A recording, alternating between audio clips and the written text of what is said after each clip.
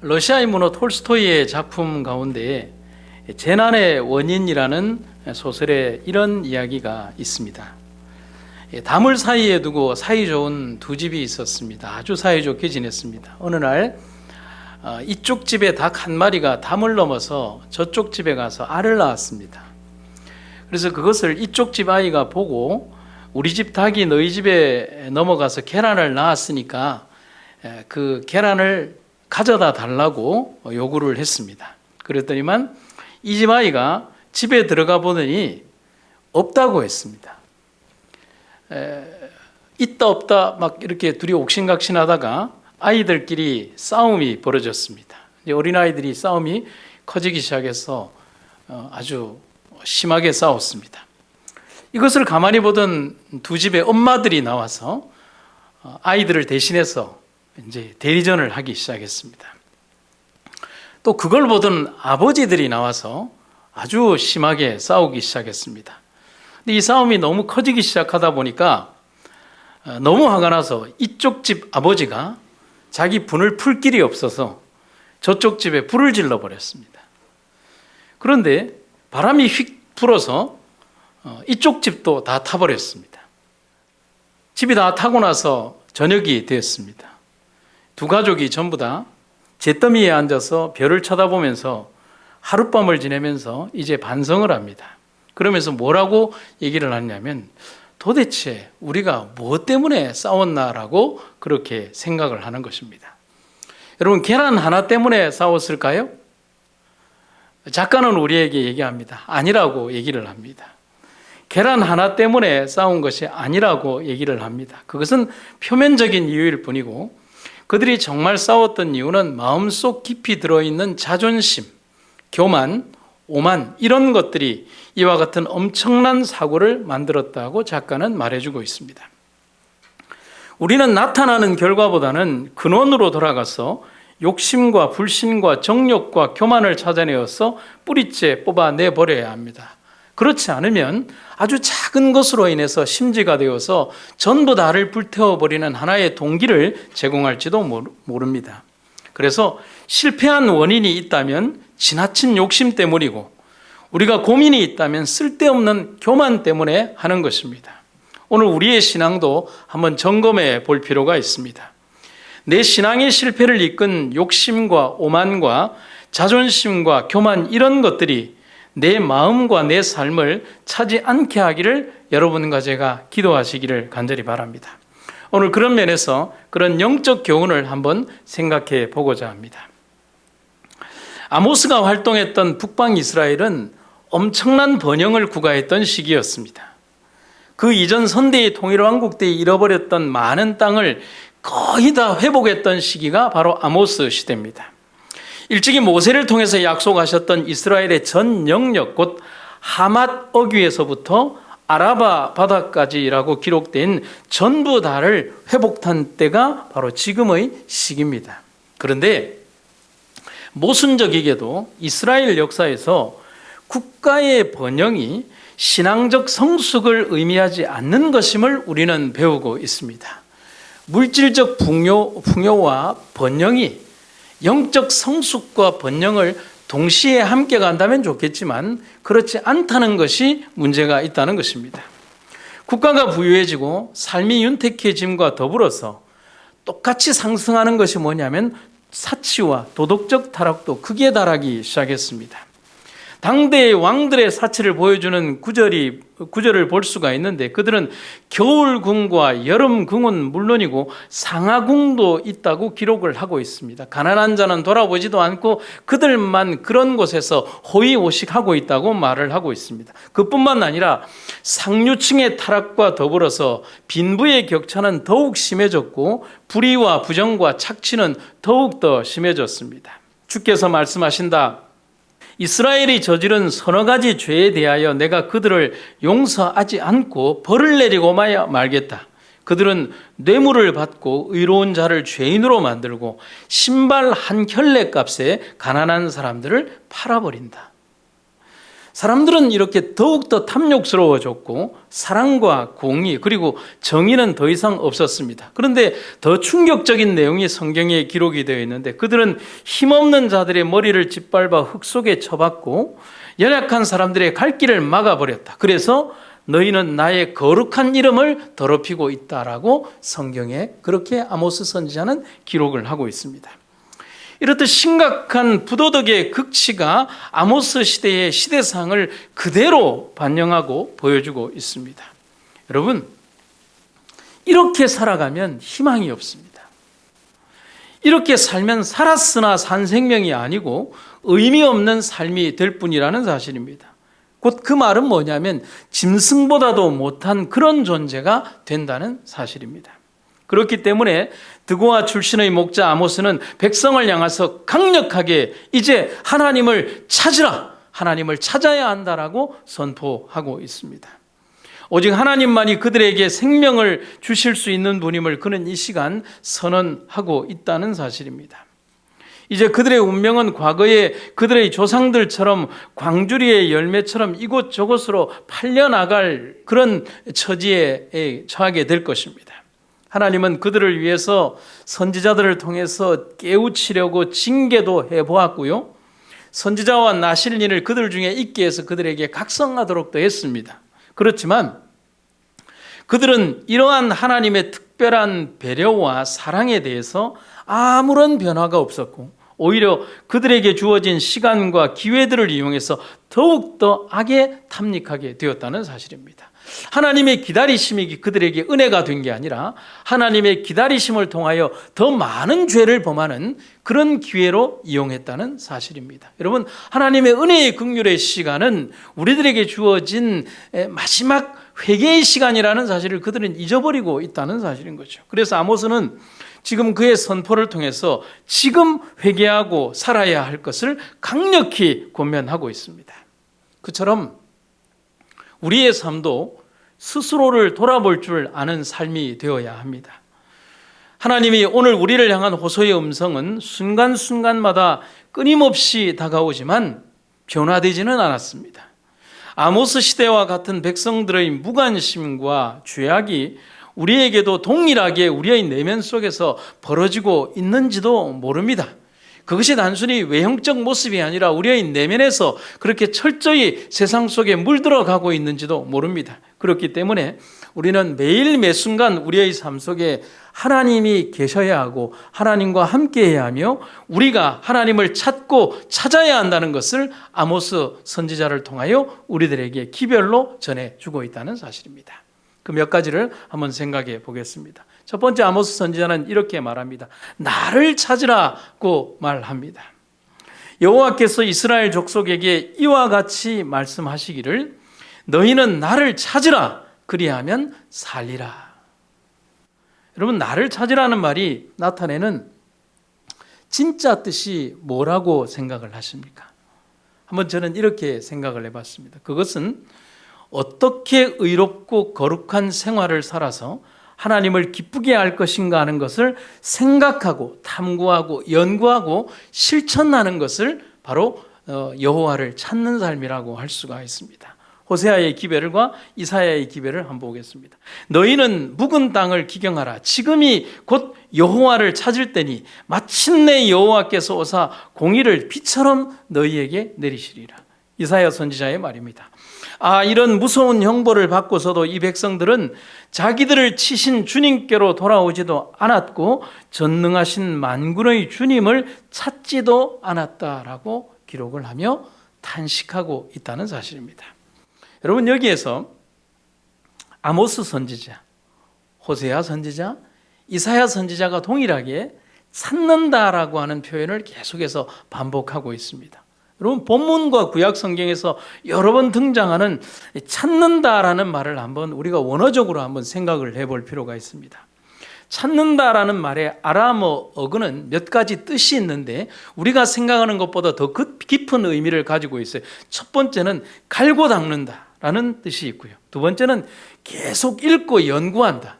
세 번째는 실천한다.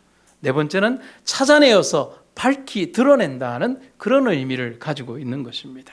그래서 찾는다는 의미 속에는 우리의 더 깊은 말씀의 묵상과 하나님을 향한 영적 열심과 우리 삶의 개혁과 개선을 분명히 의미하고 있고, 그것이 끊임없이 이루어져야 한다는 것을 말해주고 있는 것입니다. 그리고 아모스 선지자가 이렇게 얘기를 합니다. 나를 찾으라, 그리고 살아라. 여러분, 직역을 하면 이렇게 되어 있습니다. 딱 두 문장으로 되어 있습니다. 나를 찾아라, 그리고 살아라. 지극히 간단한 말이지만 두 마디의 강력한 명령력으로 우리들에게 강력하게 전해주고 있습니다. 이 두 마디의 간단한 명령의 뜻은 하나님을 찾는다는 그 사실 그대로가 삶, 곧 생명을 의미한다는 말입니다. 사실 하나님을 찾는 것과 사는 것은 동시에 존재하는 것입니다. 하나님을 찾는 것과 다르고 사는 것이 다른 각각 별개의 원인과 결과가 아니라는 것. 하나님은 곧 생명이시요 생명의 근원입니다. 그러므로 하나님을 찾는다는 것은 곧 생명을 찾았다는 것을 의미하는 것입니다. 내가 곧 생명이니. 그래서 우리가 아주 쉽게 표현을 하면, 물을 마신다는 것은 동시에, 물을 마심으로써 동시에 갈증이 즉시 해결된다는 것을 말합니다. 물을 마시고 난 다음에 한참 뒤에 그 갈증이 해소되는 것이 아니라, 물을 내가 딱 잡고서 그 진한 갈증을 해소하기 위해 딱 들이키는 순간 이미 갈증 자체가 해소가 되어버리는 것입니다. 그래서 어떤 신학자는 이런 얘기를 합니다. 하나님을 찾는 것은 인간의 의지이자 노력이지만 우리가 살게 되는 것은 하나님의 전적인 선물이다. 그런데 이 둘은 절대로 분리되어 있지 않고 연결되어 있다. 여러분, 아멘입니까? 아멘입니다. 인간의 의지와 노력과 하나님의 전적 선물이 연결되어 있다는 사실이에요. 너무 놀라운 기별이에요. 그래서 찾는다는 것은 만남을 말하는 것이고, 만남은 얻음을 말하는 것입니다. 저는 오늘 설교를 준비해서 이 교훈을 발견하게 되었습니다. 그러므로 하나님을 찾는다는 것은 곧 하나님과의 만남이고 영원한 생명을 얻는 것을 의미합니다. 육신의 죽음이 아무런 의미가 없는 거예요. 영원한 생명의 시간으로 내가 접속되는 것입니다. 성경 창세기의 기별에서 우리는 하나님에게서 떠난다는 것이 곧 무엇임을 배웠습니까? 죽음이라는 사실을 배웠어요. 또 하지만 하나님과의 만남은 무엇임을 배웠습니까? 생명, 곧 삶이라는 것을 동시에 배우게 되는 것입니다. 그래서 우리가 하나님을 찾으면 산다는 것은 어떤 조건과 결과가 아니고 하나님이 주신 약속이고 진실이며 진리라고 하는 사실입니다. 그런데 그래도 하나님을 찾지 않는다면 찾지 않는 자체가 죽음이라는 것입니다. 기억하시기를 바랍니다. 그래서 신학자 칼빈은 이런 얘기를 합니다. 삶의 문은 하나님을 찾을 때 비로소 열려지는 것이 아니라 언제나 열려있다. 우리는 이 교훈을 이미 성소 제도를 통해서 배우게 됩니다. 성소의 문은 아주 넓은 10m의 문으로 되어 있지만 제사장들이 24시간 순번을 돌아가며 그 성소의 문을 닫지 않고 열려있는 거예요. 항상 열려있는 문으로 백성들이 그의 죄가 생각이 났을 때 잠을 자다가도 일어나서 이렇게 성소에로 왔을 때 문을 두드려야 성소의 문이 열리는 것이 아니라 항상 열려있는 그 문으로 들어가서 제사장을 만나고 그들의 그 헌물을 하나님께 드리며 그들의 죄를 하나님께로 옮길 수 있도록 그 문은 열려 있다는 사실입니다. 퍼시라고 하는 신학자도 이런 얘기를 합니다. 하나님을 찾는 그 순간 용서와 은혜와 생명은 단번에 우리에게 임한다. 아멘이죠? 하나님의 용서와 은혜 그리고 생명은 언제나 우리를 위하여 준비되어 있습니다. 그래서 에스겔을 통해서 주신 말씀을 한번 이 기별 속에서 접합해 보면 얼마나 간절한 음성으로 하나님께서 우리에게 대하여 우리가 살기를 바라는지에 대해서 하나님께서 이렇게 기록을 하고 있습니다. 여러분, 어떤 이들은 구약 성경에 하나님이 우리를 향하여 분노하시는 하나님이다, 사랑이 없는 하나님이다, 공의의 하나님이라고 그런 얘기를 하지만 여러분, 정말 성경을 연구해 보면 하나님이 얼마나 피를 토하시면서 우리에게 살라고 명령하는 기별이 구약 속에 등장하는 하나님임을 이 구절 하나를 통해서 우리가 알 수 있습니다. 이스라엘 족속아, 너희가 왜 죽고자 하느냐? 죽을 죄를 지은 사람이라도 그가 죽는 것을 나는 절대로 기뻐하지 않는다. 그러므로 너희는 회개하고 살아라. 나 주 하나님의 말이다. 이게 아버지 하나님의 이 죄인을 향한 진실한 마음인 것입니다. 에스겔에 기록된 살라 또는 살리라는 말의 뜻은, 또 성경에 기록된 살아라라고 하는 말의 뜻은 굉장히 광범위한 의미를 다 포함하고 있습니다. 먼저는 원수들의 손에서 그들의 육체 곧 육체적 생명이 산다는 1차적인 뜻을 말하지만, 두 번째는 더 큰 의미를 가지고 있습니다. 그들의 영혼이 거듭나서 은혜로운 새 삶을 살게 된다는 것을 의미하기도 합니다. 그러나 그보다 더 나아가 마침내는 영광스러운 하늘나라로의 부활과 영원한 영생을 의미한다는 것을 우리는 더 깊은 의미로 깨달을 필요가 있다는 사실입니다. 이처럼 하나님은 우리를 향한 창세전의 계획을 가지고 우리에게 말씀하시고 계십니다. 인간이 죄를 지었기 때문에 부랴부랴 우리를 향한 계획을 가지고 계신 분이 아니라 창세전으로부터 인간의 모든 역사와 삶을 보시는 하나님께서 우리를 향한 영원의 계획을 가지고 우리에게 준비하고 계시다는 사실입니다. 그래서 하나님의 계획은 결코 한치의 오차도 없이 실수도 없이 우리를 향해 완벽한 준비를 하고 계십니다. 그분이 준비하는 모든 것에서 우리에게 하시는 선제적 명령이 하나가 있는데, 그게 바로 나를 찾으라는 것입니다. 그것이 모든 우리의 문제에 대한 해결이요 답이라는 사실, 우리가 잊지 마시기를 간절히 바랍니다. 우리가 흔히 자주 부르는 이제 찬양곡 가운데 이 가사가 참 아름다운 곡이 있습니다. 시를 옮겨놓은 것이라고 생각이 되는데, 하나님은 실수하지 않으신다네라고 하는 시와 찬양이 있습니다. 그것을 한번 읽어드리겠습니다. 하나님은 실수하지 않으신다네. 내가 걷는 이 길이 혹 굽어 도는 수가 있어도, 내 심장이 울렁이고 가슴이 아파도, 내 마음속으로 여전히 기뻐하는 까닭은 하나님은 실수하지 않으심일세. 내가 세운 계획이 혹 빗나갈지 모르며 나의 희망 덧없이 쓰러질 수 있지만, 나 여전히 인도하시는 주님을 신뢰하는 까닭은 주께서 내가 가야 할 길을 잘 아심일세. 어두운 밤 어둠이 깊어 밤이 다시는 밝지 않을 것 같아 보여도 내 신앙 부여잡고 주님께 내 모든 것 맡기리니 하나님을 내가 믿음일세. 지금은 내가 볼 수 없는 것 너무 많아서 너무 멀리 가물가물 어른거려도 운명이여 오라 나 두려워 아니하리. 만사를 주님께 내어 맡기리. 차츰차츰 안개는 걷히고 하나님 지으신 빛이 뚜렷이 보이리라. 가는 길이 없고 어둡게만 보여도 하나님은 실수하지 않으신다네.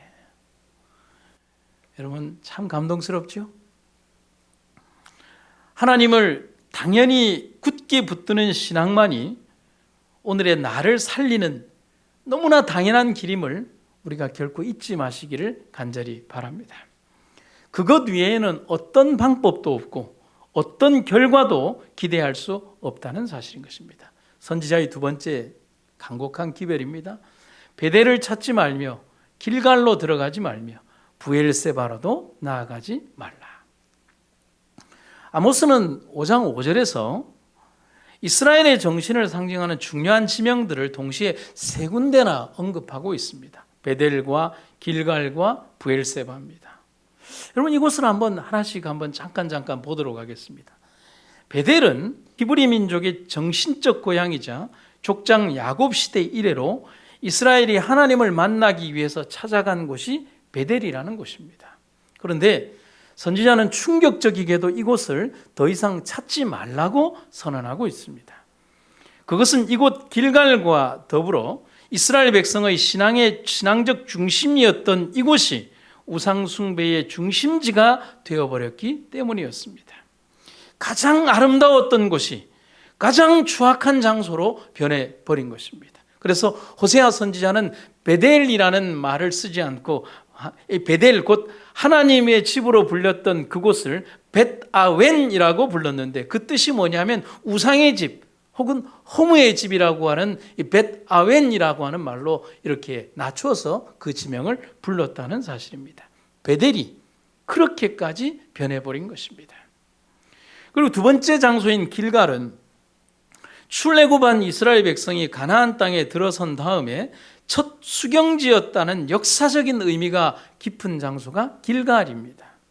그만큼 이스라엘의 역사에서 지니는 가치는 의미가 있었고, 엘리사 선지자 때에는 선지자 학교의 중심지가 되었던 곳이기도 합니다. 그것이 열왕기하 2장과 4장에 보면 선지자 학교에 대한 내용들이 기록이 되어 있습니다. 하지만 이곳도 역시 우상 숭배 앞에 희망이 없는 땅으로 전락하게 되어 버렸다는 사실입니다.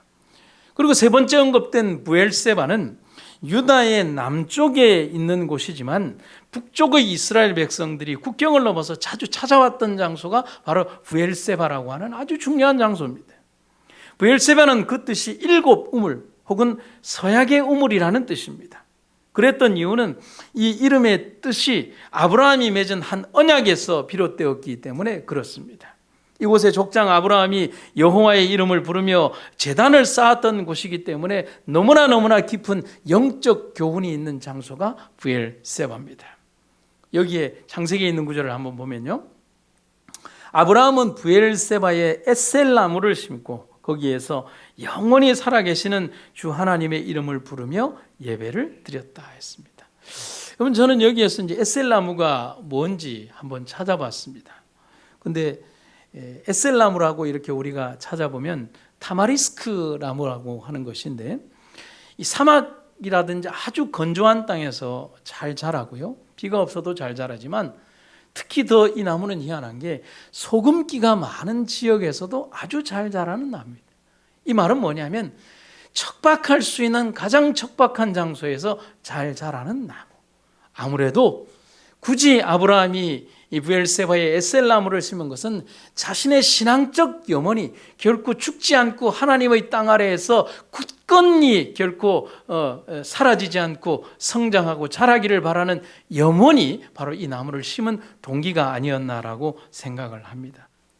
그런데 이 지역은 여호와께서 이삭과 야곱에게 나타났던 곳이기도 했기 때문에 너무나 특별한 장소였습니다. 하지만 이곳 역시도 우상을 섬기는 장소가 되어버렸습니다. 그래서 성경에 보면 아모스 5장 5절에서 이곳들을 얘기하면서 그곳으로 나아가지 말라라고 기록이 되어 있는데, 이 나아가지 말라는 말을 원문의 번역을 그대로 직역을 하면 국경을 넘어서 브엘세바를 찾지 말아라. 아까 말씀드렸죠. 남쪽에 있지만 북쪽에 이스라엘 백성들이 그 먼 거리에 그 경계를 넘어 내려왔다는 말입니다. 영적인 의미를 본다면 그곳을 찾기 위하여 너희들이 경계를 넘어가야 할 만큼 이제는 그런 의미 있는 땅이 되지 않았다는 사실입니다. 그냥 황무한 땅, 아무것도 없는 땅, 하나님의 거룩성이 사라진 그런 땅이 되어버렸다는 것입니다. 이스라엘 백성들은 베델과 길갈 혹은 브엘세바 등 이런 장소를 찾는 것으로 하나님을 열심히 섬기는 올바른 방법으로 알고 있었습니다. 그런데 이제는 그런 장소가 의미가 없는 장소가 되어버렸다는 사실입니다. 이제는 그곳이 하나님께서 당신의 이름을 두신 택하신 장소가 아니라고 선언하고 계십니다. 여러분, 너무나 슬픈 얘기가 아닙니까? 우리가 그냥 듣기만 들어도 얼마나 가슴 벅찬 장소입니까? 베델, 길갈, 브엘세바. 우리 수천 년의 세월을 달리하는 우리들의 입장에도 이 장소는 우리의 어떤 신앙적 감정을 일으키는 정말 거룩하고 아름다운 장소임에도 불구하고 하나님께서 그 장소들을 설명하시면서 이제는 그 땅 자체를 하나님의 이름 속에서 지어버린 추악한 장소의 한 대명사로 불러버렸다는 사실입니다. 여러분, 신명기의 기별들을 본다면 아모스 시대의 그들이 얼마나 올바르지 않고 하나님이 원하시는 삶과는 정반대의 길을 걸어가고 있는가를 그대로 보여주고 있습니다. 한번 보실까요? 신명기 12장 3절부터 5절에 있는 말씀입니다. 제단들을 허물고 석상들을 깨뜨리고 아세라 목상을 불에 태우십시오. 모든 우상들을 찍어 버리십시오. 그 신들의 이름을 그 땅에서 깨끗이 지워 없애십시오. 여러분은 가나안 사람들의 방식에 따라 여러분의 하나님을 섬겨서는 안 됩니다. 여러분은 여러분의 하나님께서 몸소 선택하신 곳, 즉 이스라엘의 지파들 가운데에서 주께서 머무실 곳으로 지정하실 그 성소로만 찾아가야 합니다. 이게 바로 히브리 백성들의 정신적 그 사상 속에 깊이 배어 있는 것이었습니다. 그래서 영적 장소였던 베델, 길갈, 브엘세바와 같은 이런 곳들은 정말 중요한 장소였습니다. 주께서는 그곳에서만 여러분을 만나 주실 것입니다. 그런데 아모스 시대는 정반대가 되어버린 겁니다. 우상의 제단을 허물고 석상과 목상의 우상들을 깨뜨리고 부수고 불에 태운 다음은 정해진 거룩한 성산으로 올 것을 명령했지만 오히려 아모스 시대의 사람들은 그 많은 우상들을 짊어지고 오히려 하나님의 성산을 그걸로 채워버렸다는 사실입니다. 소위 성소를 찾는다는 것과 하나님을 찾는다는 것이 반드시 일치하는 것이 아님을 알아야 합니다. 마음과 뜻과 성품이 하나님을 진심으로 사모하여 찾는 것이 아니라면 수많은 양떼와 예물이 무슨 유익일까요? 이스라엘의 교만이 그의 얼굴에 증거가 되나니 그러므로 이스라엘과 에브라임은 그들의 죄악 가운데 패망할 것이요 유다도 또한 그들과 더불어 패망하리라. 그들이 주를 찾아서 그들의 양떼와 그들의 소떼와 함께 가겠으나 그들이 그를 만나지 못하리니 주께서 그들로부터 물러나셨음이니라. 여러분, 연이어서 선지자 이사야의 권면을 생각해 봅니다. 여러분, 지금 읽게 되는 이사야 66장부터 66장 2절과 3절의 이 성경의 기별은 이사야의 그 기별 속에서 깊은 울림이 우리를 아프게 하고 깨운다는 사실입니다. 물은 내가 기쁘게 받는 제사는 이런 것들이다. 곧 겸손한 자의 가난한 마음, 울며 회개하는 자의 상한 영혼, 그리고 내 말을 두렵게 여기고 기꺼이 따르는 자의 순종. 바로 이런 것들을 내가 진정 원하고 돌아본다. 그러나 내가 싫어하는 제사는 이러하니 곧 나를 떠나 제멋대로 제 길을 쫓아 살아가는 자들과 가증한 죄악을 즐겨 행하는 자들이 드리는 제사다. 그런 자들이 내게 드리는 제사는 소를 잡아서 바쳐도 그것은 살인을 저지른 것과 다름이 없고 어린 양을 잡아서 바쳐도 그것은 개의 목을 꺾는 것과 다름이 없으며 부어드리는 예물을 바쳐도 그것은 돼지의 피를 붓는 것과 다름이 없고 내 앞에서 향을 피워도 그것은 우상을 찬양하는 것과 다름이 없다. 하나님이 오늘 이 시간 정말 이 백성들에게 대하여 무엇에 목말라 하시는가를 기억하는 여러분과 제가 되기를 간절히 바랍니다. 예수님 당시에 한 가난한 과부가 정말 부끄럽게 동전 한 입에 한없이 행복해 하셨던 주님의 그 진한 감동의 여운이 과연 어디에서 오는 것인가를 여기에 있는 사람들은 모두 다 알지 않습니까? 그런 감동이 물질의 많고 적음이 아니라 마음의 많고 적음에 있었다는 사실을 백성들은 잊어버린 채 하나님을 그저 설득하고 하나님 앞에 교만한 모습으로 하나님을 만족시켰다라고 하는 인간의 오만을 하나님께서는 심판하실 것입니다. 하나님은 오늘 우리의 상한 심령을 원하신다는 사실을 기억하시기를 간절히 바랍니다. 우리나라 1950년대에 전쟁이 끝난 지 얼마 안 된 즈음에 대구에 문화촌 교회라고 하는 것을 심호하시던 박모 목사님이 신방을 가기 위해서 집 대문을 나서는데 집 문 앞에, 물론 이제 교회하고 붙어 있으니까 대문을 같이 쓰겠죠. 코가 문드러지고 손가락이 없는 문둥이가 이렇게 얼굴을 칭칭 동여민 채 가만히 한 장을 끼고 깡통을 들고 문 앞에 와서 기다리고 있는 겁니다. 여러분, 그런 광경을 보면 누구라도 깜짝 놀라지 않겠습니까? 목사님도 순간적으로 그냥 이렇게 놀랄 수밖에 없었다고 합니다. 그런데 그분들이 여지없이 묻더라는 겁니다. 목사님 계십니까? 그래서 목사님이 없다고 할 수는 없으니까 왜 그러시냐고 되물으니까 제가 좀 만나보고 싶어서 왔습니다. 그러더라는 것입니다. 목사님이 대답하기를 제가 이 교회 목사입니다. 그랬더니 그 문둥병자가 얘기를 하기를, 예, 저는 상주에서 사는데 저도 예수 믿습니다. 참 반갑습니다. 여러분, 사람의 마음은 참 그래서요, 이 정도 얘기까지 나오면 그 사람을 긍휼히 보기보다는 무엇을 요구할까에 대한 두려움과 이래 반발심이 이렇게 사람을 지배하는 것이 사실입니다. 그런데 이분이 그 뒤에 하는 말이 목사님의 평생을 좌우하는 말이 되었다는 것입니다. 내가 목사님께 할 말이 있어서 왔습니다. 다름이 아니라 11조를 바치러 왔습니다 하더라는 겁니다. 그러면서 깡통에서 돈을 꺼내어 주는데 35원을 꺼내어 주는데 5원짜리 3개하고 1원짜리 20개가 있더라는 겁니다. 여러분, 그 돈이 무슨 돈일까요? 쓰레기통을 뒤져가며 밥을 얻어먹어가면서 그들이 벌었던 얼마에서 그들이 뭐냐면 11조를 뗀 겁니다. 이것을 본 목사님이 갑자기 그 사람의 말과 그 헌금을 보면서 전깃줄에 감전된 것 같은 충격을 받은 겁니다. 눈물을 겨우 참고 그에게 이렇게 얘기를 하는 것입니다. 성도님, 11조는 본 교회에 바쳐야지 왜 우리 교회에다가 바치려고 하십니까? 했더니 그분이 이런 얘기를 합니다.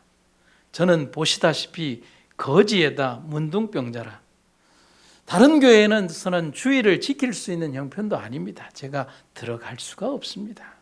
그래서 다니다가 아무 교회나 보이고 십자가가 보이면 주일날 11금만 드리고 그리고 갑니다.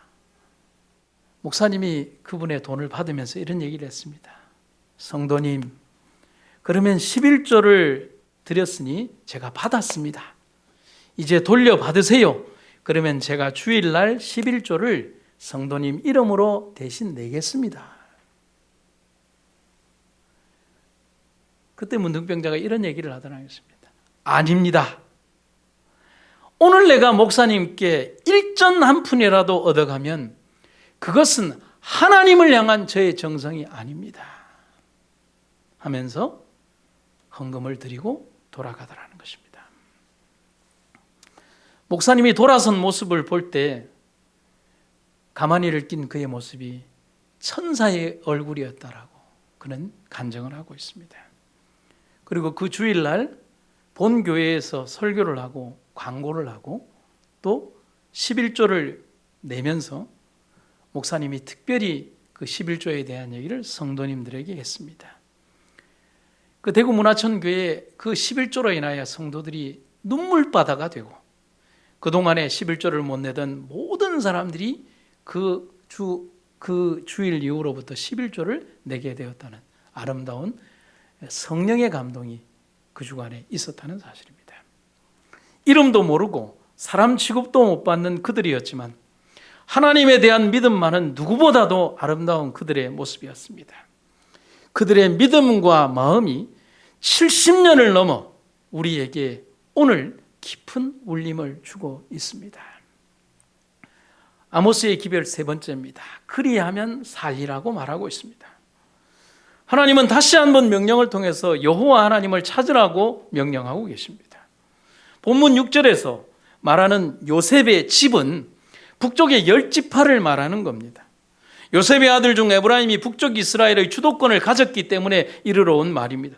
하나님을 떠난 이스라엘에게는 하나님께서는 불같이 또는 불로서 임하여 멸하시리라고 말씀하셨습니다. 그래서 신명기 4장 24절에는 하나님은 자신을 일컬어서 소멸하는 불이라고 말씀하고 계십니다. 그 불이 분노해서 삼킬 땐 아무도 베델을 위하여 그 불을 끌 자가 없을 것이라고 말하고 있습니다. 베델에 대한 하나님의 진노는 곧 이스라엘 전체에 대한 하나님의 진노였고 이스라엘 전체에 대한 하나님의 진노는 이스라엘의 멸망을 의미하는 것입니다. 하지만 하나님은 배반하고 배신하고 떠나가며 우상을 숭배하는 백성들이지만은 끊임없는 호소를 하고 계십니다.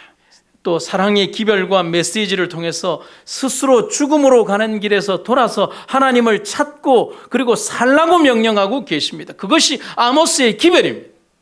우리에게 생명을 얻을 수 있는 살 길을 택하라고 하나님께서는 호소하고 계신 것입니다. 하나님은 진심으로 그리고 애타는 마음으로 우리가 하나님을 찾기를 오늘 간절히 호소하고 계십니다. 오래 참으시는 하나님, 그러나 영원히 죄를 우주 속에 존재케 하실 수 없는 하나님의 공의와 사랑이 있다는 사실을 기억해야 합니다. 구원을 위하여 방주의 문을 120년이나 열어두셨지만 그러나 한 번은 꼭 닫아야만 하는 결정을 하시는 하나님입니다. 혼인잔치의 신랑으로 일부러 늦게 오시는 하나님, 하지만 반드시 오셔서 혼례를 치르셔야 하는 우리의 예수님입니다.